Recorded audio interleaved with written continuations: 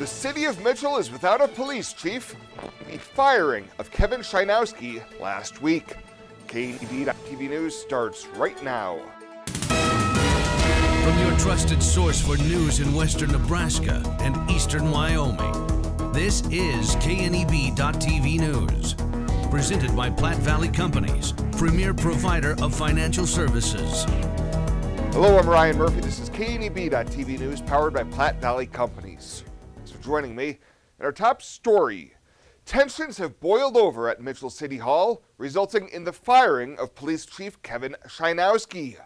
Multiple sources have told KNEB News that last week, recently elected Mayor Paul Morrell told the chief to rework patrol officer schedules to remove any overlap and cut hours.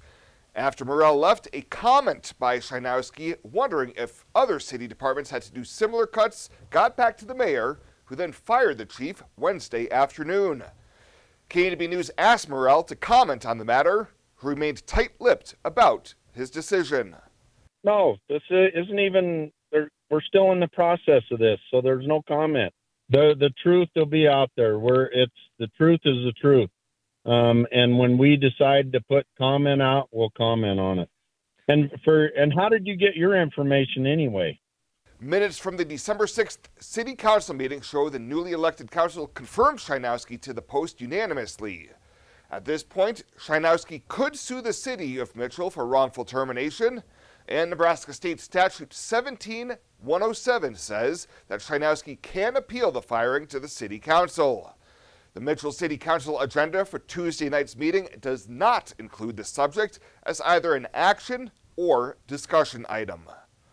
Well, a 37-year-old Scottsbluff man was injured early Saturday morning after his vehicle was struck by a train at the intersection of Railway and 20th Street in Scottsbluff.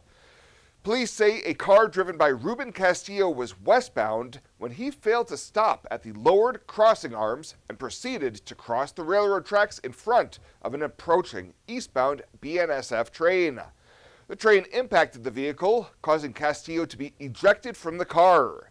He was transported to Regional West by Valley Ambulance with non-life-threatening injuries and was cited for driving under the influence and failure to stop at a railroad crossing.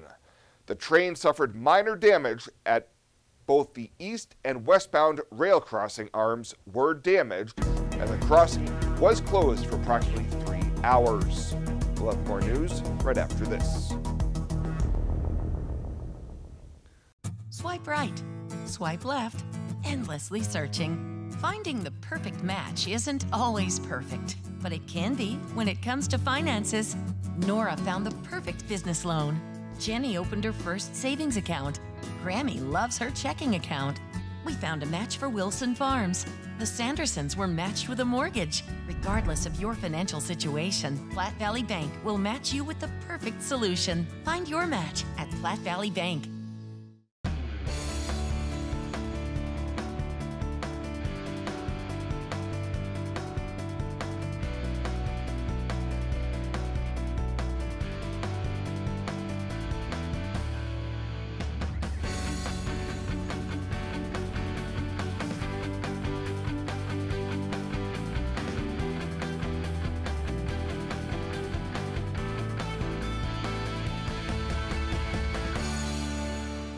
ALLO means reliability, productivity, connect. ALLO means no more of that. ALLO means business. Local business, big business, small business. If you need reliable phone and internet connectivity, you need ALLO. Local service and same-day dispatch. Free installation, symmetrical upload and download speeds. If your business relies on communication, rely on ALLO. ALLO means business. Visit allofiber.com/business. Welcome back. A 52-year-old rural Scottsbluff man convicted on 3 charges for exploiting a vulnerable elderly woman by forging names on 2 real estate documents and trying to sell the associated property has been sentenced to prison. Last month, District Judge Leo Dobrovony sentenced Barry Neal to a total of 3 to 5 years in prison on charges of second-degree forgery, attempted theft by taking, and abuse of a vulnerable adult. Court documents allege the name and signature of the victim were forged onto a 2021 quitclaim deed. Neal is also facing child sex assault charges from a case filed last summer. Well, a Scottsbluff man charged with stealing a trailer is back in custody after failing to appear for his March 2022 preliminary hearing in district court. Eric Nava Suarez was arrested last year after a Scottsbluff officer heard tires squealing near the intersection of 27th and Avenue I and found a vehicle towing a trailer that had chains on the wheels.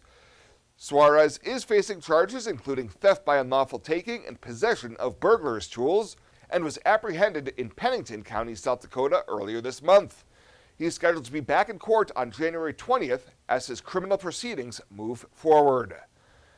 And a number of changes taking place or announced to take place soon during this month's Scottsbluff Board of Education meeting. Among the future changes announced is the retirement of Jody Benson, the principal of the Bear Cub Preschool, at the end of the current school year. For Superintendent Dr. Andrew Dick, Benson's departure will be bittersweet, but he tells us it's well-deserved. I've had the privilege of working alongside Jody in the administrative ranks for 17 years now. She entered school administration 1 year prior to me. I actually followed her at Bluffs Middle School when she left Bluffs Middle School to go to Lincoln Heights. Also during Thursday night's meeting, Tori Schwartz and Ralph Paez were sworn in as the newest members of the board. Scott Rising was selected as the board president for a 1-year term.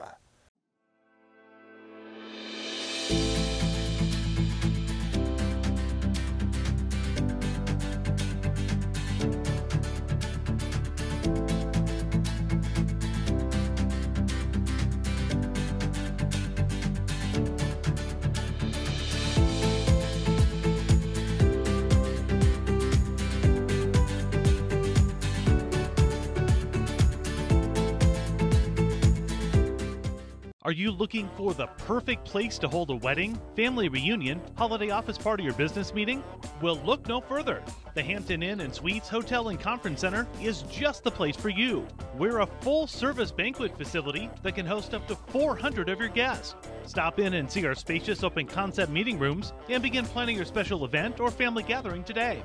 Let us do the work for you so you can enjoy your guests. For personal service, stop by the Hampton Inn and Suites front desk. Culture trumps everything else. In my years, I've never worked for a company that treats people the way this one does. It is my passion for agriculture that brought me here in the first place, but not only that, there's a huge family-oriented atmosphere within the 21st Century Equipment. I love working for 21st. They found something in me that I didn't know in myself. An intern to where I'm at now is such a great opportunity, and that is what this company is about. The Evergreen Credit Card by FNBO. Earn unlimited 2% cash back on every purchase. Every day. Everywhere.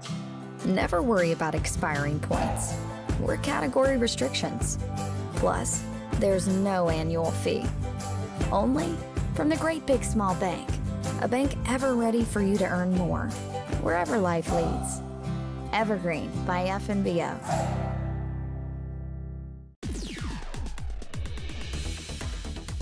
Now, sports from the FNBO Sports Desk. FNBO, the Great Big Small Bank.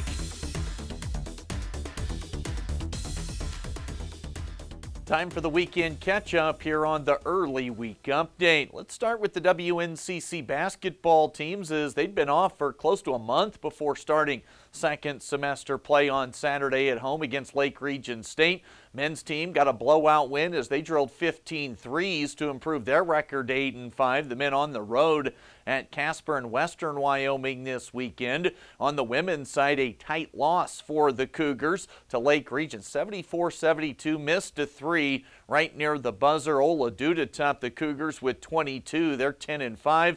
They'll host some Region 9 crossover games Thursday through Saturday. The Bridgeport girls basketball team continued their dominant ways on Saturday. Stayed unbeaten with a blowout victory over Malcolm at the Girls Showcase Classic that was held in Kearney. Ruthie and Olivia Loomis Girdle both scored 20+ as they ran past a top 5 team in C1. Can anyone slow down the Bulldogs on their march back to Lincoln for the state tournament? I'm really not so sure anybody can. The Scottsbluff Gering Seacats swim team was in action over the weekend. They were at the Kearney Invitational. The boys team finishing 7th. The girls placed 9th. Stephanie Woolsey and Whistler Mook, 2 of the top performers, as both notched top 6 finishes in multiple events. A more detailed report from the weekend in the pool has been posted on the website. And the Gering wrestling team was the lone Nebraska school at a tournament in Fort Collins. The Bulldogs finished first in the team standings, leaving Windsor, Colorado in second place. Gering got 3 first-place individual finishes on the day from Keenan Allen, Colin Schwarzkopf, and Alex Seibel. That is the latest today from right here at the FNBO Sports Desk. I'm Chris Cottrell. The Evergreen Credit Card by FNBO. Earn unlimited 2% cash back on every purchase. Every day. Everywhere. Never worry about expiring points or category restrictions. Plus, there's no annual fee. Only from the Great Big Small Bank. A bank ever ready for you to earn more, wherever life leads. Evergreen by FNBO.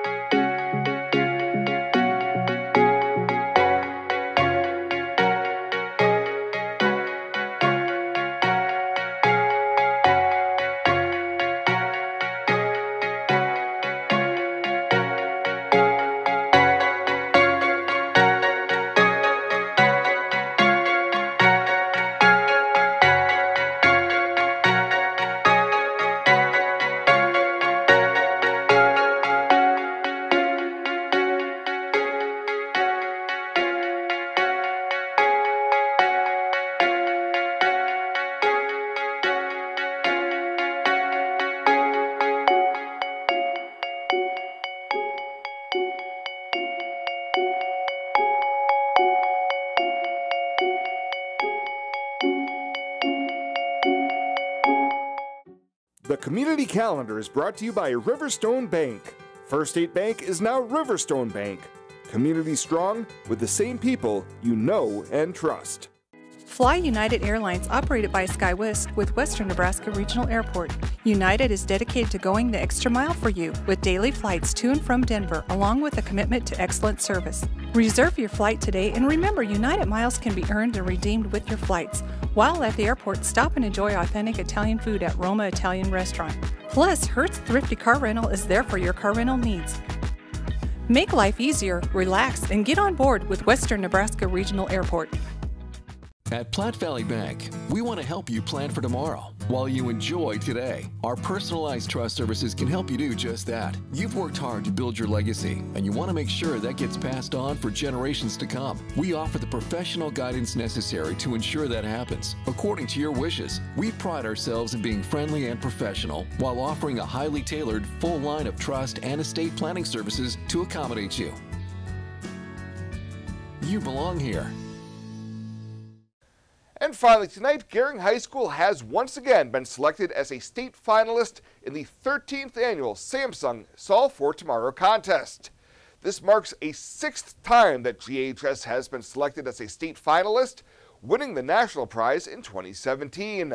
STEM teacher and project advisor Aaron Pierce explains this year's project is an app with GPS-enabled ear tags for livestock. Being in a farming, ranching community, lots of cattle obviously, so with the tag, the idea is we can build an app and then GPS track the cattle, and then you can set a boundary on the perimeter of your pasture, and then you can, in live time or however often you would want an alert, that you could see where your cattle are at, and then if they happen to get out of your boundary, you would get a notification right away, and then you could tell exactly where they're at, if there's fence down or something like that. Students and sponsors at each finalist school must submit lesson plans by January 18th, detailing how their proposed project will address the identified community issue. Other state finalists for Nebraska are Ogallala High School, Broken Bow Middle and High School, and one middle school in each Lincoln and Omaha. Well, that does it for us this time. Thank you so much for tuning in. Stay safe out there. We'll see you here next time.